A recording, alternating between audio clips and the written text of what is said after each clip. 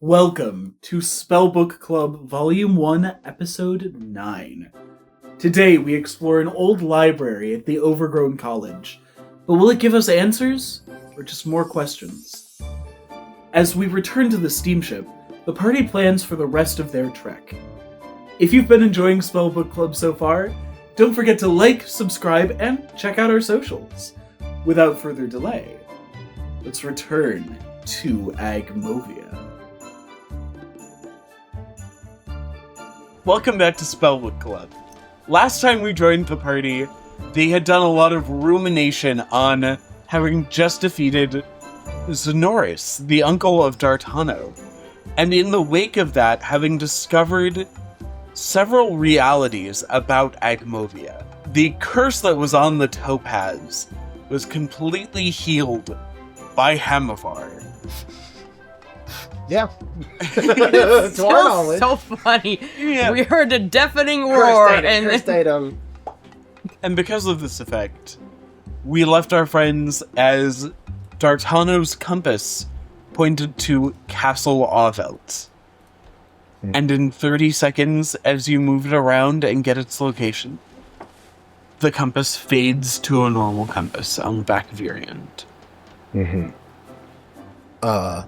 I'll nod and say, well, I was thinking of the missing pieces in the journal for whatever this concoction is, and it feels like it's further out in the rainforest. I don't know if we're able to take the steamboat there, but regardless, we should check back with our people and see how they are doing. Last minute supplies, and then we go to the castle, yes? I think so, yeah. Good. Mikhail is scouting ahead, so you want to go catch up with him? Any last minute things here at the college? We do, trust Mikael, yes? I'm surprised you let him go on his own. When you mutiny yourself, kind of a little bit, it wasn't really a mutiny. You've mutinied before. As in, I had the crew fire the cannons on the monster that got my uncle against the first mate's orders. I was not first mate. As in the thing you regretted very much and understand to not do anymore. Clarifying, right? Let's go. What else do we need to do?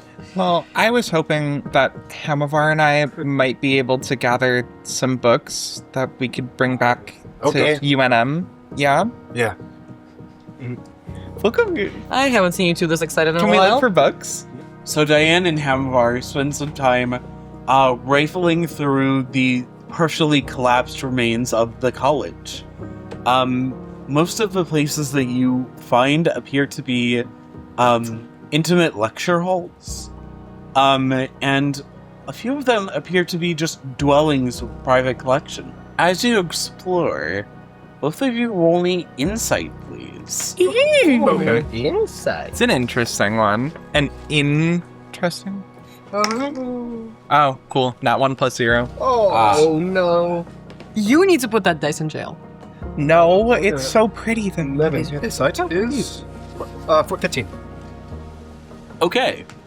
You kind of just passively have a realization, very dully in the back of your head, that there are things here that are incredibly sharp and well-defined, and if you were to sketch them, certain corners of these places would be much more highly detailed than others.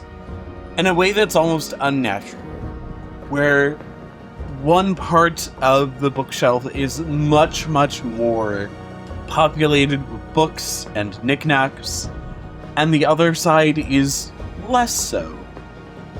Kind of in a miasmic pattern. I'm going to kind of stop.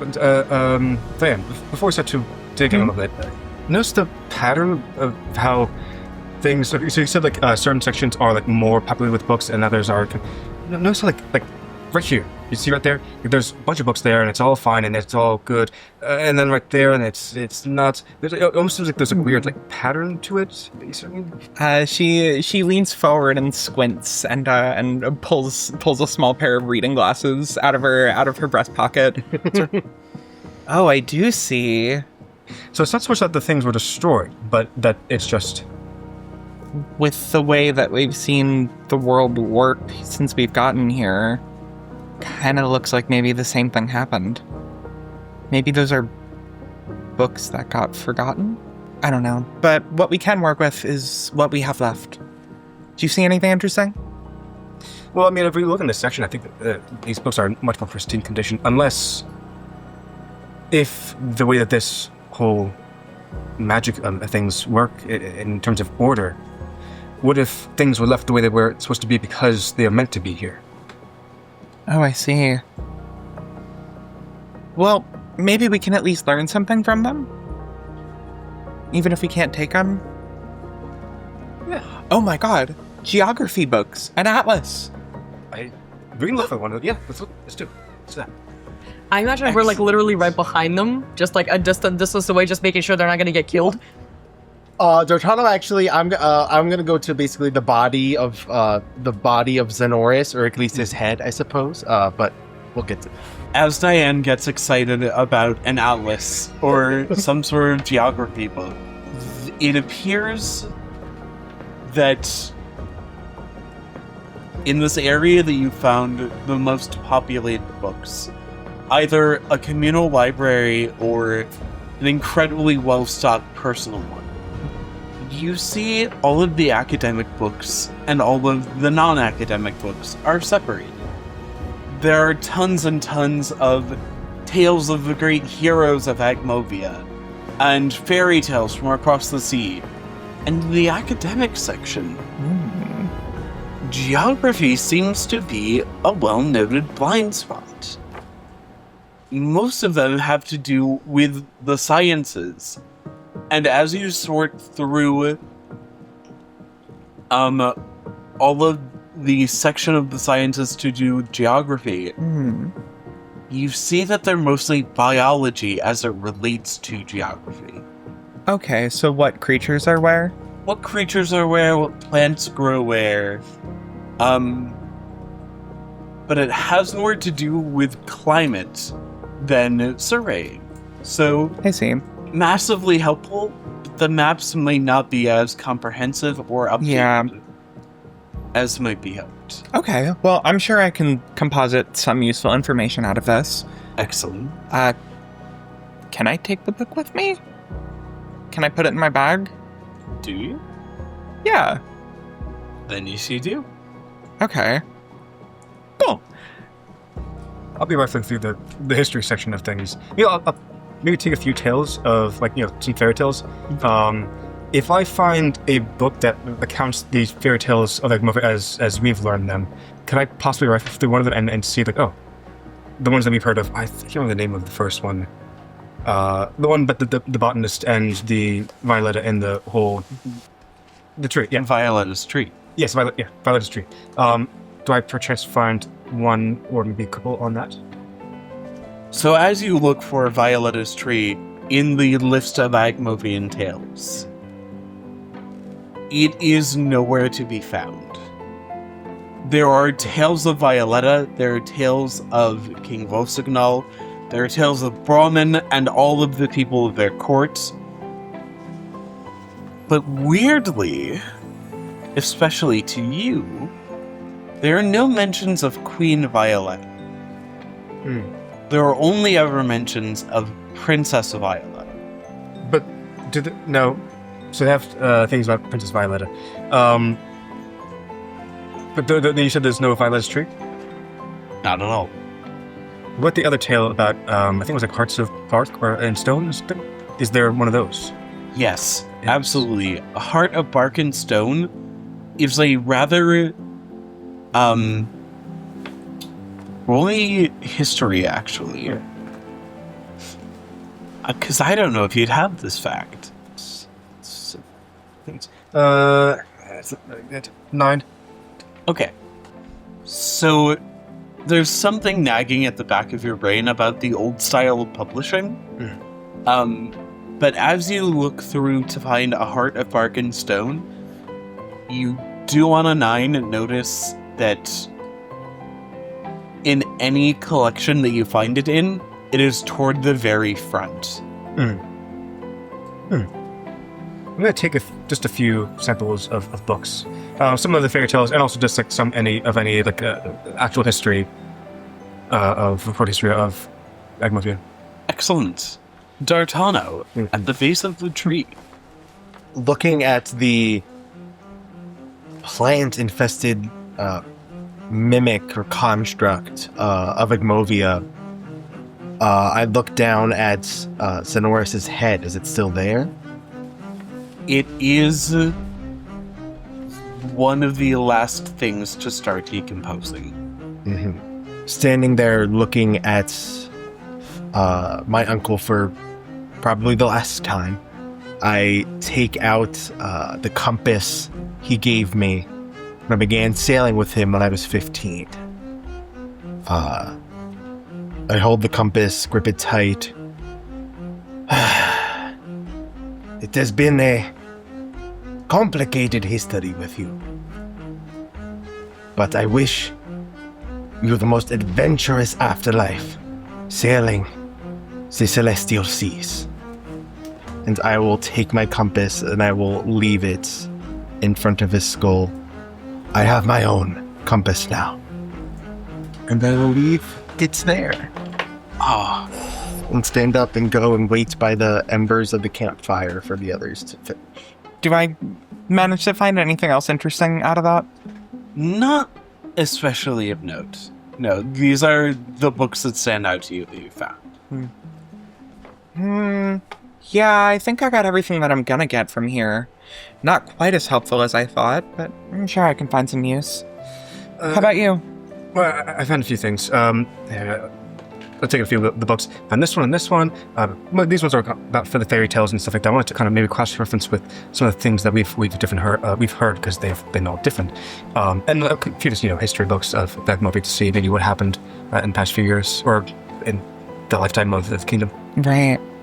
Because I haven't heard your account of... I know your account of the fairy tales of Agmovia are different than mine. And then Captain D'Artano is... Yeah, wildly different. I don't know how you get to that one. That Princess Violetta, Queen Violetta, slashing guards away. That seems highly inaccurate, but I guess in Gonrit.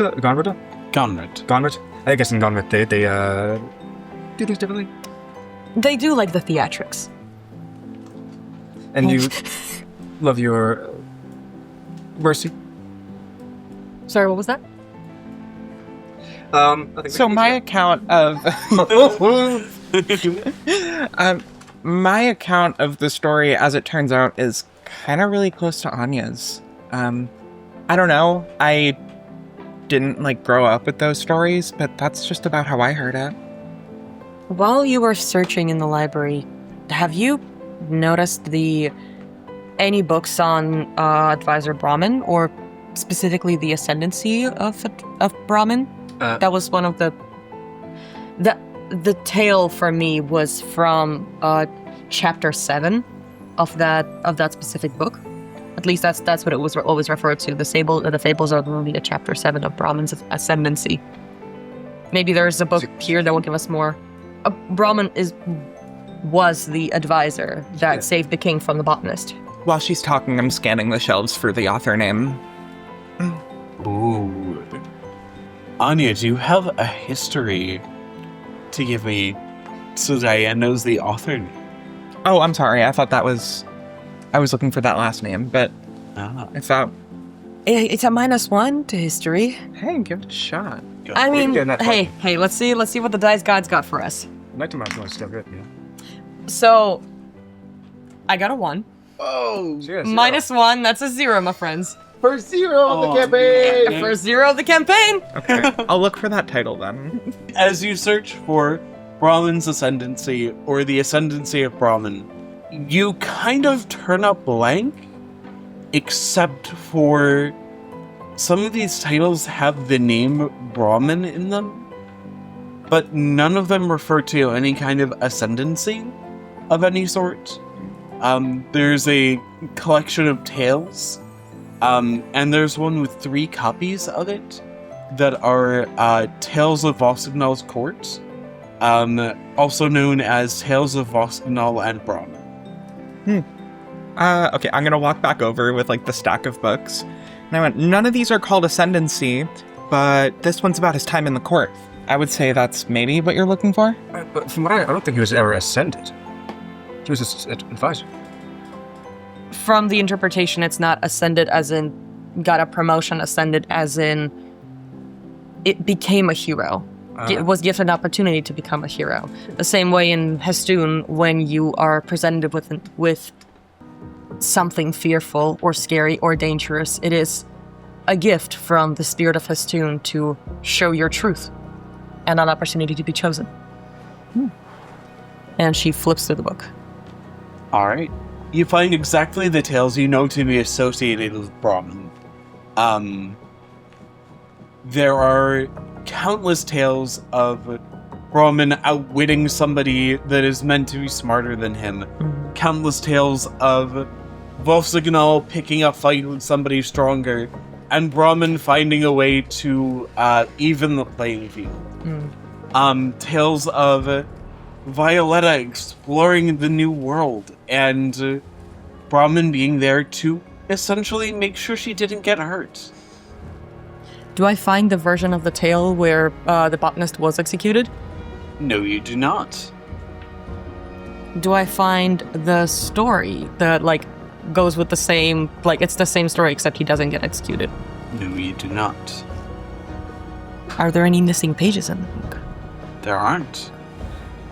That's so strange. I mean, there's Princess Violetta, there's King Vossignol, there's even the advisor Brahmin, but it does not ever mention the story that we were talking about. It does mention one of the other ones I know of Brahmin basically guaranteeing. It's a bit detailed, but King Vossignol was challenged in his court. Oh, you know that one! That was one of my favorites. It's a good one. Wait, how did yours end? The king managed to pass through all three of the trials. Actually, no, he did pass through all three of the trials.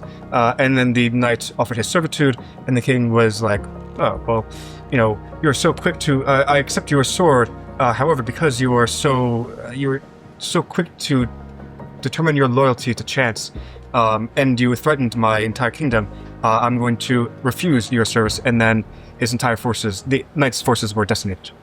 Actually, no, not decimated. I think they were transported to a section of the force and then just gone. Oh, Could be off by that one. Is that not how it ended? That is not how I remember it. The way I was always taught it, or the way I always was told or read, was that during the final trial, when the knight rushed at the king, the knight disappeared, and there was actually a note in the king's hand because it was his birthday, and the knight was congratulating the king. In the king's hand or in the knight's? In the king's hand, but the king was the one wearing the armor. As if the armor was transferred to him. I remember hearing about an empty suit of armor, and there was a note inside of it. It's a happy birthday, King Vossignol. But I thought it was the knight that had disappeared. The knight had disappeared, yeah. I thought you said the king. No, forgive me, the knight had disappeared. Do you know that story? no, never heard it. Sorry.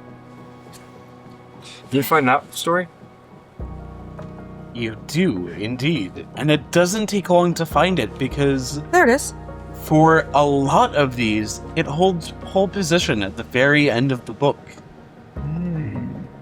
It holds... Pole position meaning, like, prime real estate. The most important position in the book. There. See? Oh yeah, okay. Yes. Yeah. Okay. As I'm reading through it, I'm gonna see. we gotta use a prop. Yeah. Fair. I'm just gonna try to see how does it end in this version of the tale. In this version of the tale, the ending has a lot of cohesion going on.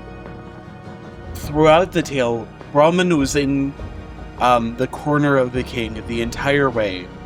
Every time that Vosignol would take on one of the knight's 3 challenges, Brahmin was always able to determine a weakness of the knights. Vosignol was able to accomplish these challenges almost effortlessly, thanks to the tips he got from Brahmin. Mm-hmm. Okay. And at the very ending, the knight pledged service to King Vosignol. And Vosignol, in return, granted the knight a space in his court.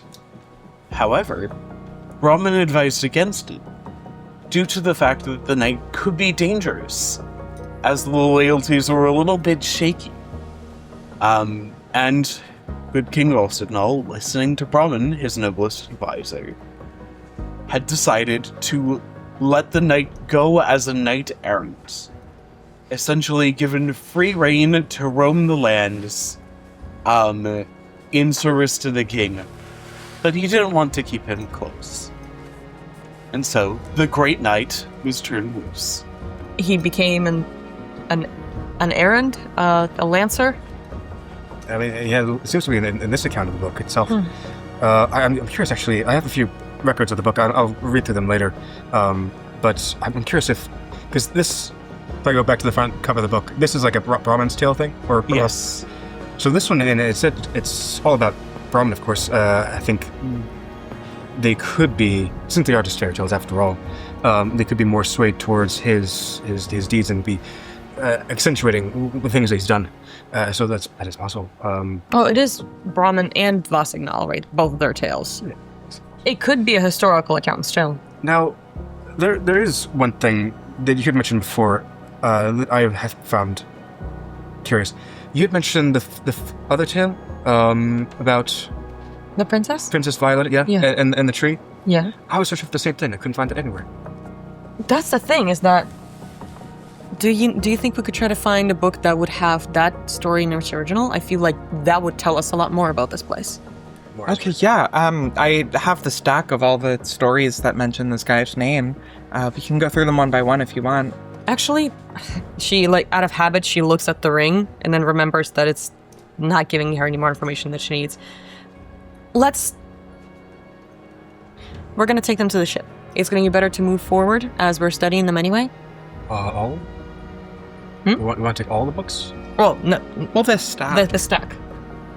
Unless you want to take all of them, which if you have an idea how, I'm sure a lot of it can fit on the ship. Do you think that's okay? I don't imagine this university's getting much use. No, I guess not. Yeah, I feel a little uncomfortable about taking things from here, but I think the truth is they'll be put to better use. You can still sign the library card. We can bring back to NMU. Mm-hmm. Yeah. Okay. Yeah, let's do it. All right. Let's track back some of the best ones.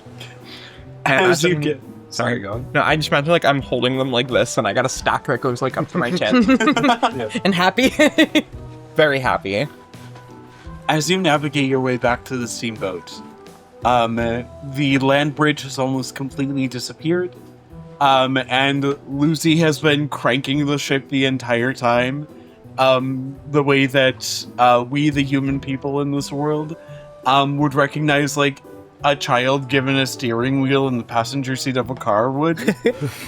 And absolutely looks like she's having the time of her life. Oh, good.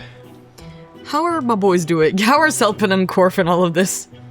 Selpin has bags under his eyes about a full inch and a half. And Corf is completely just zonked out in the corner.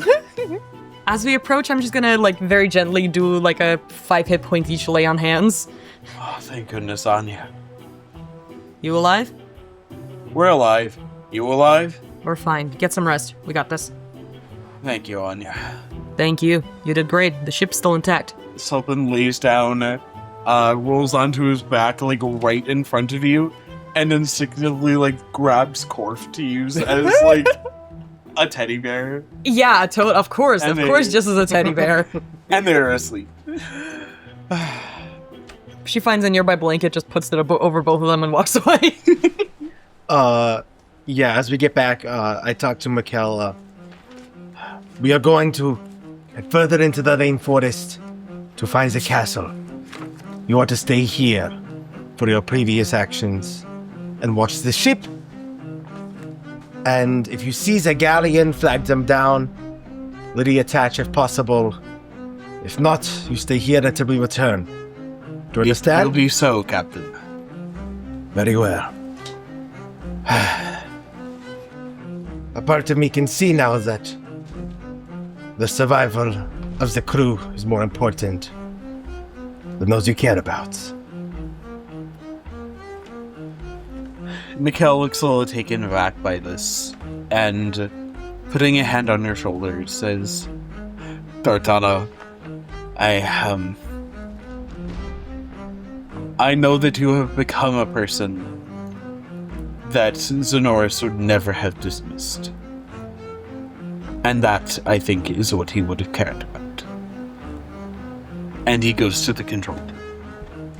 I clasp his shoulder for a second, nod, and before convening with the rest of my party, I just sit at the prow of the ship for a moment, inspecting the compass, focusing on my breathing.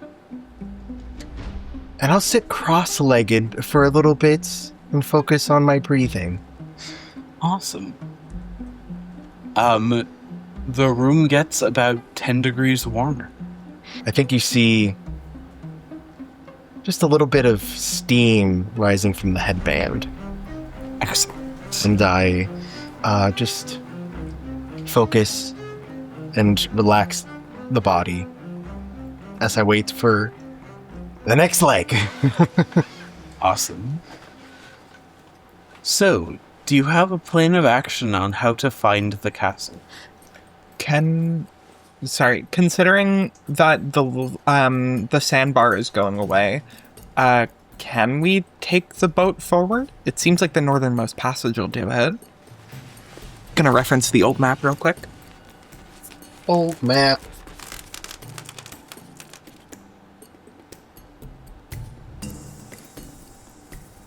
This thing is so wrong. It's so incorrect. This place doesn't look like this. Arguably unhelpful. maybe that's the beast that they fought. Oh, probably. So, the northernmost passage would likely get you toward the center of the continent, based on what you saw from the shore and what you've been able to chart so far. However, there is no guarantee based on what D'Artano's compass was showing that the northernmost passage will be directly in the area that you want to be. The river has tended to wind your entire way until here, and if you were able to find any kind of landmark to go off of that you know would be like near the castle, that might be something to go off of. Are there mountains? There are mountains. In the direction of the compass? In the direction of the compass. They're hard to see from where you are due to the tree cover, but you can see all of the foliage and underbrush around. Okay. It's pretty easy to find like patterns of plants and how they're growing in the ecosystems and habitats, as opposed to topography from where you are exactly right now. What are you thinking, Diane? A notebook has a sketch that appears to feature the side of a castle wall, and from my reading of it, it looks like it's atop a mountain. And she points towards the mountains off to that direction. From where I read the direction on the psychic compass earlier, did that feel like the right direction? It's vaguely in the direction of those mountains, about a day and a half walk from where you are. I have not climbed something that big in a long time. Now, we might be able to assume that this river originates at the mountains, but I also really don't know for a fact that our boat will get us where we want to go.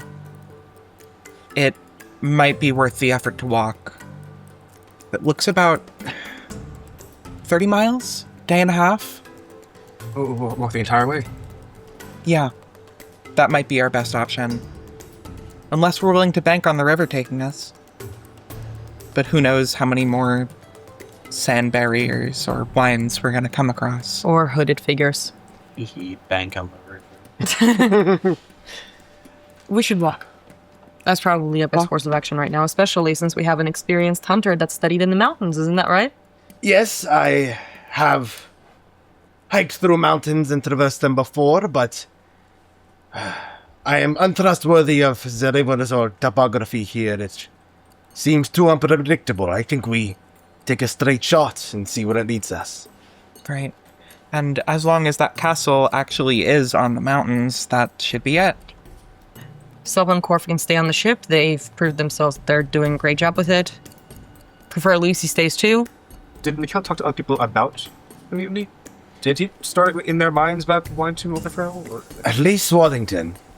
Well, Swarthington is Swarthington. If we are okay, I might bring a friend along with me. I'll be right back. I'm just gonna start walking towards the steam engine. Pip. I gotta grab some of my surveying supplies. I'll be right back, though. Did I understand it correctly? You're planning to keep Mikkel on the ship? Well, the last time I brought him on one of our excursions, he blasted me with the moonbeam, and I sense you're from Hestoon. You would not understand the way Gomrates do things sometimes. No, of course. It's water under the ship, you know, in that kind of way. No, please explain to me then. I would love to learn from other cultures. How does it make any sense to trust the only person that utterly betrayed you to remain on the only vessel that is capable of taking us back? Please, explain. I would love to hear it. I have lived a life of explanations, but for you, I have none here. Other than he is a very old friend. And he has accepted whatever comes next. And that means a lot. And so, I extend him grace that I would not offer many, but one of my oldest kin. You need to pick better friends. And then she walks away. Okay. You don't even know all my friends. Oh, if all of them do that, whoa. Mm-hmm. All right. So, Hamavar and Pip. Go to hip. Wake up. Okay. So, well, how you been? Been good? Dum dum dum. I've been well. Good. So no more mutiny. I think we're good here. Thank you. How do you feel about taking a little walk?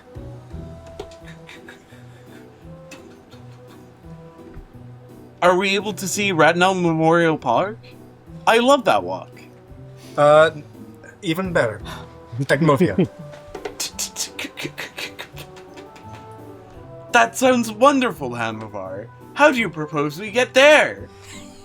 We're gonna walk. We didn't let him out. He doesn't even know we're here. Walk across the ocean. Hamavar, you crack me up. Canned laughter plays. It's like 20 people laughing. So okay, we sailed. We're in Agmovia right now. What? Here, follow me. Let's go grab his hand. Just one thing, Hamavar. I know that you want your friend to join you. We are hiking up an incredibly tall mountain. Does he have the capability to climb like that? I know that I've seen constructs walk very steadily. The Maple Leaf Rag is playing ominously from Pip. I don't know what that means. I just don't. I like the music. Can you? Does he do a little dance too? No. Go back down in the steam engine room and see if I have because I mentioned the whole parts. Can I see if I have something limbs that would be actually good for climbing, scaling mountains? So as everyone prepares, Diane gets her map making supplies. D'Artano and Anya say their goodbyes. Hammer outfits Pip to be the ideal climber for this movement. Okay. Alright. We're gonna bring him back, and you'll see that Pip is back, but his arms and legs have been altered so that they actually have there's things that can actually retract into the wood, into the stone, things that latch down and actually scale the mountains as we travel. That was pretty quick. Well, I have a few things on hand. I was able to just kind of make some few alterations and then just simply. So. Very well. Pip, what will you bring to this important mission for our freedom from this place? Some rope, I presume. All right. Well, at least you're not going to mutiny me. Yeah, he's not going to mutiny. As far as we know. Before we leave, may I speak to Mikkel? Sure. I'm guessing at the helm.